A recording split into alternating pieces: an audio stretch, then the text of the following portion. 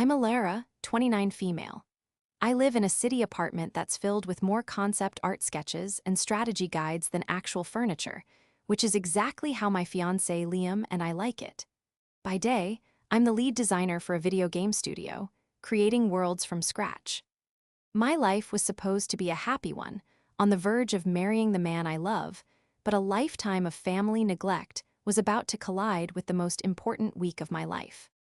This is the story of how a single group chat message exposed a secret that had been buried for years, and how I took back my own narrative, not with shouting or tears, but with a single, devastatingly quiet photo. Before this story unfolds, I'd love to connect with you. Please let me know in the comments where you're watching from and what time it is in your corner of the world. It's amazing to see how far these stories can travel. In my family, there were two daughters, Chloe, the golden child, and me, the ghost. Chloe was 3 years older, a straight-A student who went to a top-tier law school and landed a job at a prestigious corporate firm. My parents, particularly my father, Richard, spoke of her achievements in a booming voice reserved for monumental events. Every milestone, her first debate club trophy, her acceptance into law school, the day she passed the bar, was marked by a framed certificate on the living room wall. The Wall of Chloe, as I privately called it, was a shrine to her success, a testament to the daughter who did everything right. My father, a bank manager who lived his life in spreadsheets and sensible investments, saw Chloe as the embodiment of his values: practical, prestigious, and profitable. My mother, Susan, was her gentle shadow, a homemaker whose primary role was to echo my father's praise and ensure Chloe's path was always smooth. They were a perfect unit, a triangle of mutual admiration. And then there was me. I wasn't a problem child. I didn't get into trouble or fail my classes. I was just different. My passions weren't found in textbooks, but in the sprawling, pixelated landscapes of video games. I didn't just play them, I lived in them. I saw them as the most powerful storytelling medium of my generation, a perfect blend of art, technology, and interactive narrative. When I announced I was going to college to study game design, the reaction wasn't anger, but a sort of baffled pity. A degree in games. My father had asked, his brow furrowed as if I'd just told him I was joining the circus. Is there a real job in that? Every success I had in my chosen field was met with the same lukewarm confusion. When I landed my first internship, my dad said, "Well, at least you're not sitting around." When I was hired as a junior designer at a major studio, he mused, "I suppose someone has to make those things." Last year, when I was promoted to lead designer for a massive new project, a project I had poured my heart and soul into, I called them, buzzing with excitement. I explained the title, the responsibility, the creative control. After a long pause, my father simply said, "That's nice, dear. By the way, Chloe just won a big case for her firm. They're featuring her in the company newsletter." The conversation, as always, pivoted back to the golden child. I felt myself shrink, my monumental achievement reduced to a footnote in the grand saga of my sister's career. Being their daughter felt like being a ghost at a feast. I was present, but nobody ever passed me a plate. They looked through me, their eyes fixed on the brilliant, shining star that was Chloe. The only person who ever truly saw me was Liam. We met at the studio, where he worked as a senior software engineer. He didn't just understand my passion, he shared it. He listened for hours as I described the intricate lore of the world I was building. He celebrated my victories with a genuine joy that I'd never experienced from my own family. When he looked at me, he didn't see a silly girl playing with computers. He saw a creator, an artist, a leader. He saw the real me.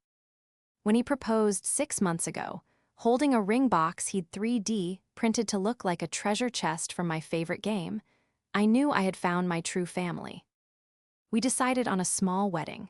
The idea of a big, traditional affair made my skin crawl. It would just be another stage for my family to perform their indifference, another event where I'd be a supporting character in my own life.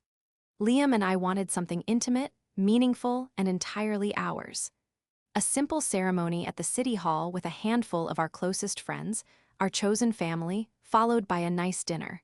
It was perfect. It was us. As the date approached, a small, stubborn seed of hope began to sprout in my heart. Maybe this would be different. A wedding is a big deal, right? It's one of those universal milestones that even my traditional, success-obsessed parents had to acknowledge. This was my turn to have a certificate on the wall, so to speak. Maybe, just maybe, seeing me as a bride, as a wife, would finally make them see me as an adult, as an equal to Chloe. Maybe this was the moment the ghost would finally become solid. This hope was a fragile thing, a tiny flame I guarded cautiously. I knew better than to expect a sudden, miraculous change, but I couldn't help but wish for it.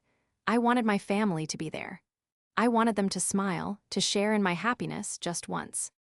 I imagined my dad walking me down the aisle, a proud look on his face. I pictured my mom helping me with my dress. I even pictured Chloe, for once, not looking at me with that faint, condescending smirk, but with a genuine sisterly warmth. These daydreams felt foolish, like scenes from a movie about someone else's life, but I allowed myself to indulge them. It was this fragile, foolish hope that led me to pick up my phone a week before the wedding. I opened the family group chat, my thumb hovering over the screen. It was time to officially invite them, to extend the olive branch and pray they would take it. The group chat was named Miller Family, a simple, factual title that belied the complex and painful dynamics within it. It was mostly a platform for my parents to post news about Chloe. Pictures of her at corporate galas, links to articles mentioning her firm, updates on her latest high-stakes case. My contributions were sparse. A happy birthday here, a Merry Christmas there. Every time I thought about sharing something of my own, the memory of my father's dismissive tone would stop me. It was easier to remain a silent observer. But now, I had something to share that even they couldn't ignore. My heart hammered against my ribs as I typed out the message. I read it over a dozen times, tweaking the words, trying to strike the perfect balance between casual and heartfelt. I didn't want to sound like I was begging for their attendance, but I also didn't want to sound cold. Finally, I settled on something simple. Hey everyone, just wanted to officially let you know that my wedding to Liam is this Friday. It's going to be a small ceremony at the City Hall in the afternoon. We'd really love to see you there if you can make it. I added a smiling emoji at the end, a desperate little plea for warmth. I hit send before I could second-guess myself again. The message appeared in the chat, marked with that terrifying little check mark. Delivered. Liam was in the kitchen making us dinner. I could hear the gentle clatter of pans and smell the aroma of garlic and herbs. It was a sound of comfort, of our shared life, but it felt a million miles away. My entire world had shrunk to the glowing screen in my hand. I sat on the couch, my leg bouncing with anxiety, watching the 3 little dots that indicated someone was typing. They appeared, disappeared, then appeared again. My breath caught in my throat. It was Chloe. Her reply was swift and sharp, a digital slap in the face. This Friday? That's incredibly short notice, Alara. Some of us have important jobs. We're busy. Don't expect us. I stared at the words, reading them over and over. Incredibly short notice. I had told them the date a month ago over the phone, a conversation that was met with a non-committal "oh, that's nice." This was just the official invitation. Important jobs. The implication was clear. Her job was important, mine was not. My wedding was an inconvenience, a distraction from her superior, more demanding life. The casual cruelty of "don't expect us" felt like a physical blow. There was no apology, no "I wish we could be there." Just a cold, hard shutdown. I felt the familiar sting of tears but refused to let them fall. I was so used to this, to being treated as an afterthought, yet somehow, this time felt different. This was my wedding. Before I could even process Chloe's message, the dots appeared again. This time, it was my dad. I held onto a sliver of hope that he might scold her for being so rude, that he might step in and be the father I always wanted. His message landed like a second hammer blow, shattering what little hope I had left. Stop being so dramatic, Alara. Chloe is right. People have commitments. You can't expect everyone to drop everything for a last-minute whim. Dramatic? He called me dramatic for wanting my family at my wedding. He accused me of having a last-minute whim when this was the most significant, planned-out event of my life. He didn't just dismiss my feelings, he invalidated them completely. He sided with Chloe, reinforcing the age-old narrative. Chloe's time is valuable, yours is not. Chloe's commitments are real, yours are frivolous. And my mother, as always, she was silent.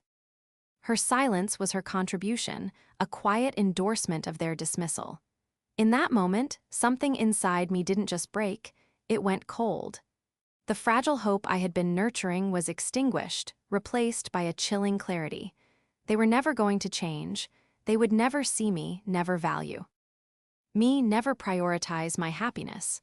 I was, and always would be, the ghost in their family portrait. Liam came into the living room, a concerned look on his face. "Everything okay? You've been quiet." He saw the phone in my hand and the look on my face, and he immediately understood. He sat down beside me, wrapping a strong, warm arm around my shoulders. I leaned into him, the rigidity in my spine finally giving way. I showed him the messages. He read them, and his expression hardened.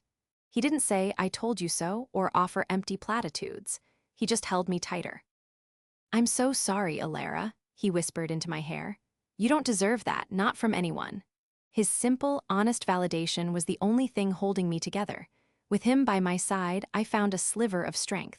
I looked at the group chat, at their cold, dismissive words. I thought about typing a long, angry response detailing years of hurt and neglect. I thought about calling them, screaming until my voice was hoarse. But what was the point?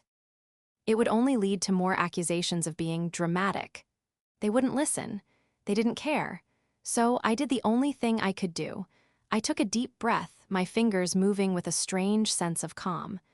I typed a single word, a final, quiet surrender to the truth of who they were. "Okay." Then I put my phone down, turned to Liam, and let the silent tears finally fall. The heartbreak was immense, a deep, aching chasm in my chest.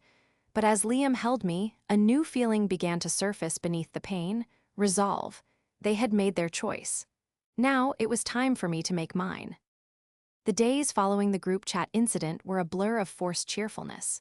Liam and I continued with our final wedding preparations, but a shadow lingered over everything.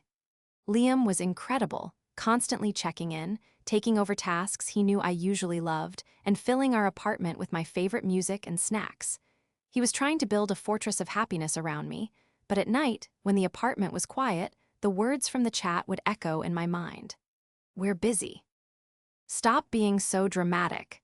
It wasn't just the rejection that haunted me, it was the sheer, unadulterated ease with which they had dismissed me. It felt disproportionate.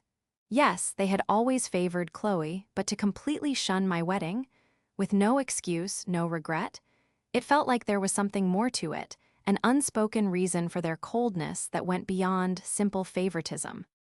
I found myself replaying years of memories, searching for clues. I remembered Christmases where Chloe's gifts were always extravagant, a designer bag, a down payment for her car, while mine were thoughtful but modest, like a new sketchbook or a gift card. I remembered my dad talking endlessly about setting Chloe up for success, about making sure she had every advantage. They had paid for her entire law school education without batting an eye, yet when I had asked for a small loan to help with a deposit on my first apartment after college, my dad had given me a stern lecture on financial independence. At the time, I'd accepted it. Chloe was the real adult with the real career. It made sense they would invest more in her. But now, looking back, the disparity felt less like favoritism and more like a deliberate, systematic allocation of resources. The thought solidified one evening as Liam and I were addressing the last of the thank you cards for our friends who were coming to the ceremony. "It's just the money," I said out loud, the thought bubbling up before I could stop it. Liam looked up from his writing. "What about the money?" "It's always been about the money," I continued, the pieces clicking into place. "Chloe's success is a financial success. Her job makes a lot of money, so they respect it. My job in their eyes is just playing around. But it feels like more than that. It feels like they're actively hiding something about their finances from me." I remembered hushed phone calls my dad would end abruptly whenever I walked into the room. I remembered my mom once deflecting a question I had about our family's savings, saying it was all very complicated. The most vivid memory was from a few years ago. I'd overheard my dad on the phone, his voice tight with stress, saying something about a significant withdrawal and how Chloe's startup costs were higher than expected. He'd mentioned a fund, an account I didn't recognize. When he saw me, he'd hung up immediately, his face pale. "There's something they don't want me to know," I said to Liam, my voice firm with conviction. "And I think it has to do with money that should have been mine." Liam, ever the logician, set his pen down. "Okay," he said, his expression serious. "If that's true, there would have to be a paper trail. Speculating will just drive you crazy. We need facts." He was right. I needed proof. But how could I get it? My dad kept his financial records under lock and key in his home office. I had no access to his accounts. Then an idea sparked. My childhood bedroom. It was still mostly intact, filled with old boxes of my things. My parents had always told me to clear it out, but I'd never gotten around to it. More importantly, my father's study was right next to it. I knew he was forgetful, often leaving documents on his desk or his computer unlocked. I needed a reason to be in that house, a believable excuse that wouldn't raise suspicion. The wedding, the very event they refused to attend, provided the perfect cover. "The wedding slideshow," I said, looking at Liam. "I'll tell them I need to pick up old childhood photo albums for a slideshow we're putting together for the reception dinner." It was a brilliant lie. It was sentimental, wedding-related, and completely plausible. It would get me into the house and give me a reason to be rummaging through old things. My heart began to beat faster, a mixture of fear and determination. This felt dangerous, like I was about to cross a line from which there was no return. I was no longer just a hurt daughter, I was becoming an investigator in my own life. The goal was no longer to win their affection. It was to uncover the truth. The next day I called my mother. I put on my most cheerful voice, pretending the group chat incident had never happened. "Hi, Mom. I was wondering if I could stop by tomorrow afternoon. Liam and I are making a little slideshow for the dinner after the ceremony, and I'd love to grab some of my old photo albums from my room." There was a slight hesitation on her end. "Oh, a slideshow. That's nice, dear," she said, her voice strained. "Of course. Come by whenever you like. Your father should be home from work by then." The plan was in motion. As I hung up, I felt a cold resolve settle over me. I was going back to my childhood home not as a daughter, but as a detective. I was going to find out why my family was so desperate to keep me at arm's length. I had a sickening feeling that the answer was buried in a secret they had kept for years, a secret that was about to change everything. Walking into my parents' house the next day felt like stepping into a time capsule. The same scent of lemon polish and old books filled the air. The wall of Chloe seemed to mock me from the living room, her smiling, successful face captured in a dozen different frames. My mother greeted me with a tight, brittle hug. My father was in the living room, reading the newspaper, and offered a curt nod in my direction. The air was thick with unspoken words, a heavy blanket of avoidance. They were masters of pretending. They acted as if they hadn't just shattered my heart over a text message. "The albums are in the boxes in your old closet, I think," my mother said, gesturing vaguely up the stairs. "Just help yourself." I went upstairs, my footsteps echoing in the quiet hall. I passed my father's study. The door was slightly ajar. I could hear him on the phone inside, his voice a low murmur. This was my chance. I slipped into my old bedroom first, pulling out a dusty photo album to make my visit look authentic. I sat on my bed, flipping through pages of a life that felt like it belonged to someone else. A little girl with pigtails, beaming at the camera, blissfully unaware of the dynamics that would come to define her existence. After a few minutes, I heard my dad's voice rise slightly. It sounded like a business call, something about interest rates. I knew he often got absorbed in these calls, pacing around his office. Taking a deep breath, I left my room and crept toward the study. Peeking through the crack in the door, I saw him with his back to me, staring out the window as he talked. His computer was on, the screen glowing. This was it.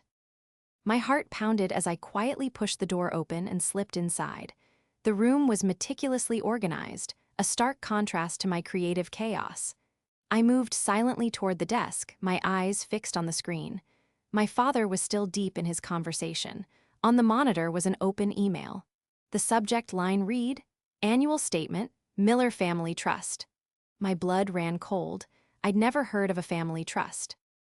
The email was from a financial advisory firm, and it had an attachment, a PDF statement.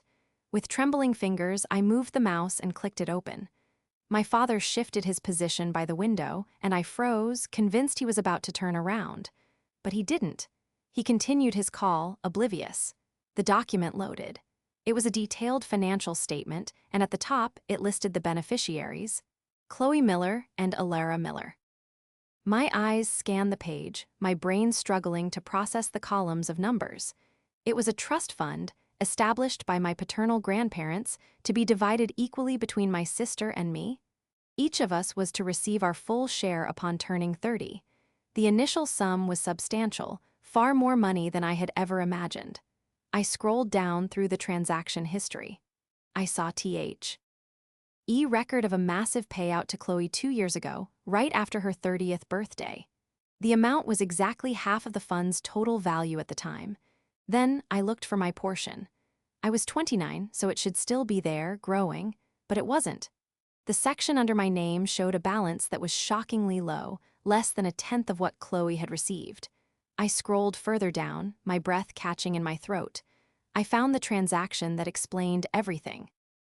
Dated 3 years ago, a few months after Chloe started her own boutique law firm, there was a huge withdrawal from my portion of the trust. The memo line read, "Intrafamily loan to CM Holdings, LLC, CM Holdings, Chloe Miller."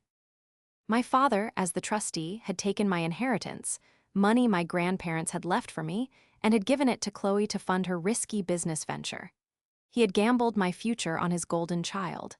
A further search through the transaction history revealed a series of devastating losses and minimal returns from Chloe's firm. The money was gone. He hadn't just invested it, he had lost it. This was the secret. This was why they couldn't face me at my wedding. It wasn't about being busy or my career choice. It was about pure, unadulterated guilt and shame. They had stolen from me, and my wedding was a terrifying reminder that my 30th birthday, my payday, was just around the corner. They were desperate to keep me at a distance, to keep me from asking questions. Their cruelty was a shield. My hands were shaking so badly I could barely operate my phone. I quickly took pictures of the screen, capturing every damning detail: the transaction history, the memo line, the current pathetic balance under my name. I heard my dad's voice soften, a sign his call was ending. I clicked the PDF closed, returned the screen to the email inbox, and slipped out of the study as silently as I'd entered. I grabbed the photo album from my room and walked back downstairs, my face a carefully constructed mask of neutrality. "Found one," I said, holding up the album with a bright, false smile. My dad was just coming out of his study. He looked at me, his eyes filled with a flicker of something I now recognized as fear. "Good," he said, his voice strained. "Don't make a mess." I left their house a few minutes later, the photo album feeling like a hollow prop in my hands. The real evidence was safe on my phone. When I got back to my apartment and showed Liam, he was silent for a long time, his face a mixture of fury and disbelief. He scrolled through the photos, his jaw tight. "This is illegal, Alara," he said finally, his voice low. "He had a fiduciary duty to you as trustee. He can't just take your money and give it to your sister. This is a massive breach of trust." The hurt I felt was profound, a wound far deeper than any text message could inflict. But beneath the hurt, a cold, hard anger was beginning to form. They hadn't just neglected me. They had betrayed me on the most fundamental level. They had stolen my future to fund my sister's present, and they were about to find out that the ghost they had ignored for so long was about to become the biggest problem they had ever faced. The revelation about the trust fund changed the very fabric of my grief. The sadness that had weighed me down evaporated, replaced by the white-hot burn of anger. It recontextualized every dismissive comment, every forgotten achievement, every time I was made to feel small. It wasn't just emotional neglect. It was a calculated campaign to keep me in the dark while they plundered my birthright. The pain was still there, but now it had a purpose. It was fuel. Liam saw the shift in me. The tears stopped, and my eyes took on a steely glint he'd only ever seen when I was trying to solve a particularly difficult design problem. "What are you thinking?" he asked gently that evening, as I stood staring out our apartment window. I'm thinking they're worried about the wrong wedding, I said, a slow, cold smile spreading across my face. My family thought they were avoiding a small, awkward city hall ceremony. They thought they were just ducking out of an insignificant event for their insignificant daughter. They had no idea what was really happening on Friday. The city hall appointment was real, but it was only a small part of the day. It was for us, the legal part, the quiet moment where Liam and I would officially become husband and wife with our few trusted friends as witnesses. But the main event, the real celebration, was something else entirely. For the past 2 years, I had been the lead designer on Ethel's Echo, our studio's most ambitious project ever. It had launched 6 months ago to universal acclaim and staggering commercial success. It wasn't just a game, it was a cultural phenomenon. To celebrate, my company was hosting a massive black-tie gala on Friday evening, and, as the creative lead, I was the guest of honor. To make the evening even more significant, I had been informed a few weeks prior that I was receiving the Vanguard Award for Innovation in Interactive Storytelling at the gala. It was one of the highest honors in my industry, the equivalent of an Oscar for a filmmaker. It was a career-defining achievement. This gala, this award, this was my real wedding reception. This was the celebration of my life's work, my passion, and my success. A success I had achieved not just without my family's support, but in spite of their constant, grinding discouragement. My original plan had been to tell them about it, to send them a formal invitation to the gala, hoping it would finally be an achievement they couldn't ignore. But after their callous texts and the discovery of their betrayal, a new plan began to form, sharper and far more satisfying.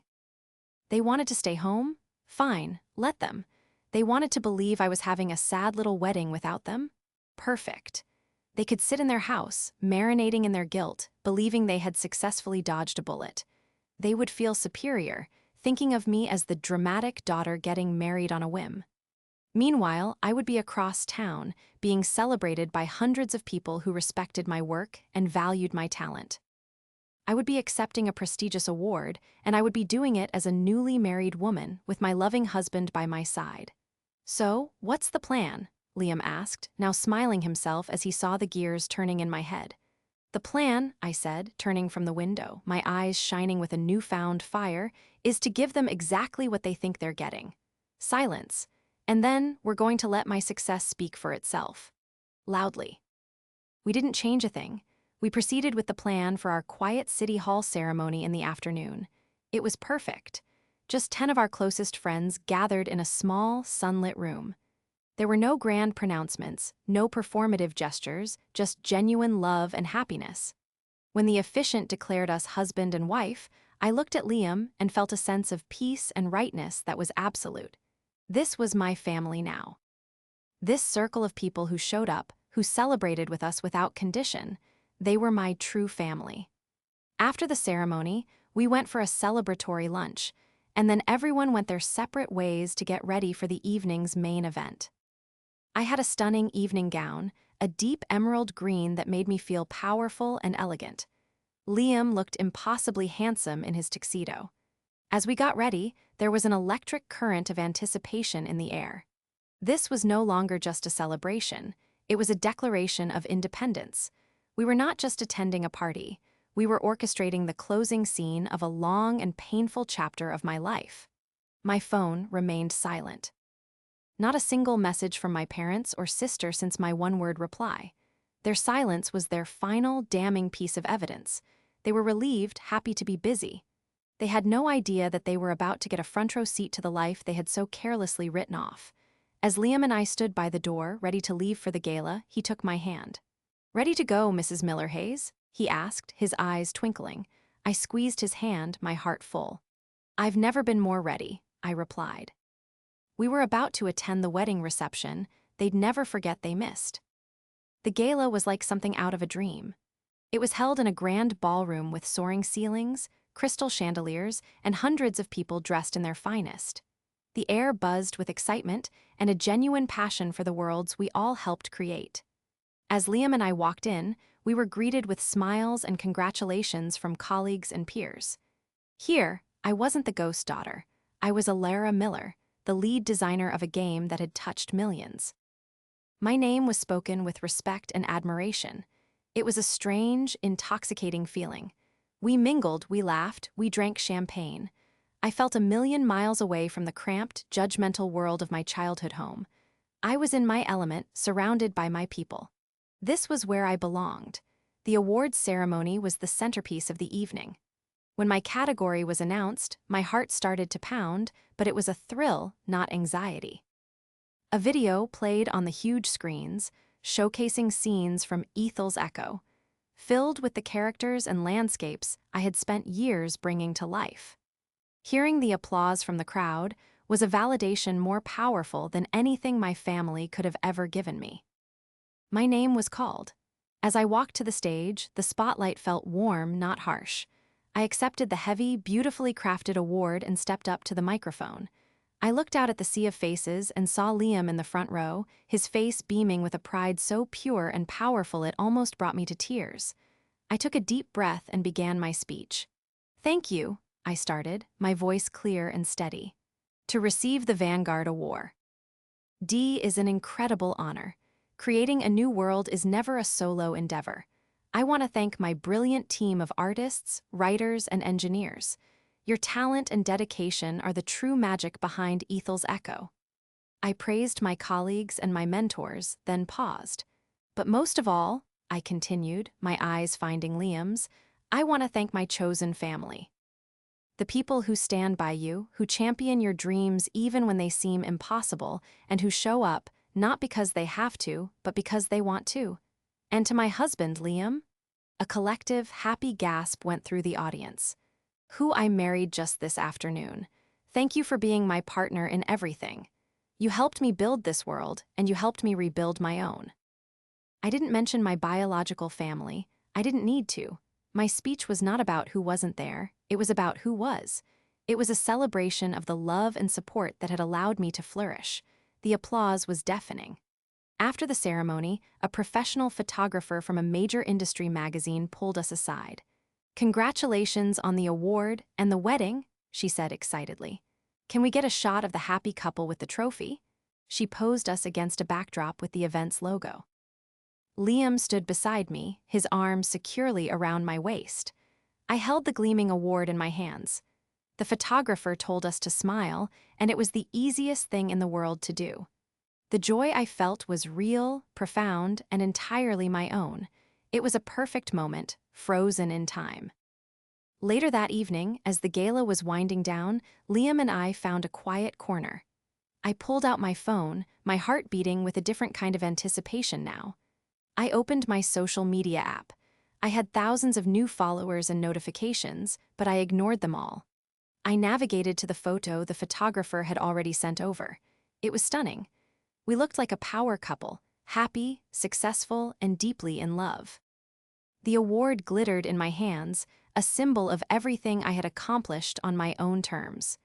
I began to craft the caption. I kept it simple, positive, and professional. There was no hint of anger or bitterness. The revenge would be in what the photo showed, not in what the words said. So grateful for a life full of love, support, and new beginnings. Thrilled to accept the Vanguard Award and to marry my best friend Liam, all in one perfect day. Here's to our future. I tagged Liam, my company, and the awards organization. I did not tag my family. I didn't need to. I knew Chloe, a relentless social media user, would see it. She followed the pages of several tech and business publications that were already posting about the gala. It was only a matter of time. With a final, deep breath, I pressed post. The picture went live. For a moment, nothing happened. Then, the likes and comments started flooding in. Congratulations from friends, colleagues, and even famous figures in the gaming world. Liam and I watched them pour in, a cascade of positivity. We put the phone away and enjoyed the last hour of our party, our real reception. We danced, we talked, and for the first time in a long time, I didn't think about my family at all. I was too busy celebrating my new life with my new husband. The bomb had been dropped, quietly and elegantly. All we had to do now was wait for the explosion. We left the gala around midnight, floating on a cloud of happiness and accomplishment. We were exhausted but exhilarated. Back in our apartment, we kicked off our shoes and I put the heavy Vanguard award on our bookshelf where it gleamed under the soft light. It looked like it belonged there. It was almost 1 a.m. when my phone, which I had left on the coffee table, began to buzz. It didn't just buzz once. It started vibrating incessantly, a frantic, desperate rhythm. Liam and I exchanged a look. It had begun. I picked up the phone. The screen was a chaotic storm of notifications. Texts, missed calls, social media messages. The first one I opened was a text from Chloe. The timestamp was from 20 minutes ago. "What is this? What gala?" A minute later, another text from her. "Everyone from my office is sending me this picture of you. An award? Since when do you get awards?" Then a flurry of missed calls from her. The panic in her messages was palpable. This was not the narrative she had constructed for her little sister. The ghost was not supposed to be on a red carpet, holding a trophy. Then came the messages from my mother. "Ilara, Chloe just sent me a photo. Is that you? You got married today?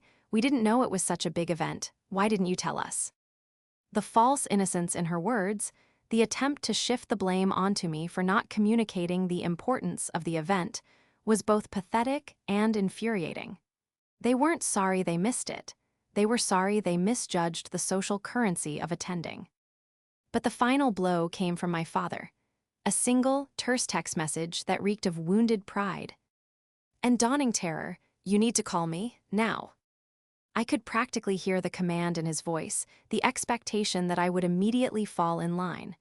But the woman he was texting was not the same one who had meekly replied, "Okay," just a few days ago. That woman was gone. I ignored the texts and the incoming calls. I let them spiral. I could imagine the frantic conversation happening between them. The confusion, the embarrassment, and most of all, the fear. Chloe's panic wasn't just about being upstaged. It was the cold, hard realization that if I was successful enough to be winning major awards, I was successful enough to have lawyers. I was successful enough to start asking questions about my inheritance. My father's terror was even simpler. The clock was ticking. My 30th birthday was no longer a distant problem. It was an imminent financial catastrophe he had no way of solving. I let them stew for another hour. Liam and I just sat on the couch, watching my phone light up, a silent movie of their unraveling. There was no triumph, no giddy laughter, just a quiet, somber sense of justice. Finally, I decided it was time to end it. I opened the Miller family group chat. The last message was still my single, lonely, "Okay." I took a deep breath. I went to my photo gallery and selected the screenshot of the trust fund statement, the one showing the illegal loan to Chloe and the depleted balance of my account. I attached it to the message. I typed out my final words to them, my fingers moving with a calm, steady precision. "This is why you were busy. This is why you wanted me to be small. You gambled with my future and lost. Don't contact me again. My lawyers will be in touch about what you owe me." I hit send. There was no immediate reply. The silence that followed was more profound than any angry outburst could have been. I had laid the truth bare in the one place they couldn't hide from it. I had taken away their power, their secrets, and their ability to control the narrative. Then, I did something I should have done years ago. I blocked all their numbers. I removed them from my social media. With a few taps on a screen, I erected a digital wall they could never breach. I severed the connection, finally and completely. Liam pulled me into a hug, and I leaned my head against his chest, a wave of profound relief washing over me. It was over. The weight I had been carrying my entire life was gone. The next morning, Liam and I left for our honeymoon, a quiet week in a cabin by a lake. We turned off our phones. We talked, we hiked, we read, and we simply existed in the peaceful silence, away from the fallout we knew was happening back home. I knew there would be legal battles ahead. I knew it would be messy and difficult. But for the first time, I felt equipped to handle it. I was no longer the ghost at the feast. I was the architect of my own life, the lead designer of my own world. I had lost the family I was born into, a family built on a foundation of lies and secrets. But I had gained so much more. I had a husband who loved me for who I was, friends who celebrated my existence, and a career that I had built from my own passion and resilience. I had found my true family, and as I sat by the lake, holding my husband's hand, I knew that this was the best story I would ever create.